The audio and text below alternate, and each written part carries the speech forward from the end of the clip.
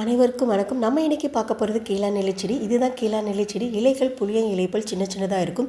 இலைகளுக்கு அடியில் தான் சின்ன சின்ன பூக்கள் வைத்து நெல்லிக்காய் போல் குட்டி குட்டியாக இருக்கும். இலைகளுக்கு அடியில் சின்ன சின்ன நெல்லிக்காய் போல் இருக்கிறதுனால தான் இதற்கு கீழாநெல்லின்னு பேர் வந்துச்சு போல் இருக்குது.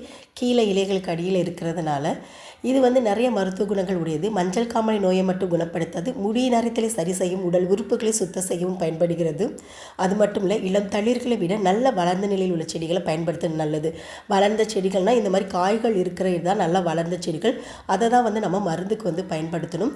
தலை உஷ்ணத்தால் முடி உதிர்வு பிரச்சனை இருப்பவங்க கீழாநெல்லியிலேயே அரைச்சி முடியில் 30 நிமிஷம் ஊற வச்சு குளிச்சுட்டு வந்தீங்கன்னா முடி உதிர்வு நிற்கும்.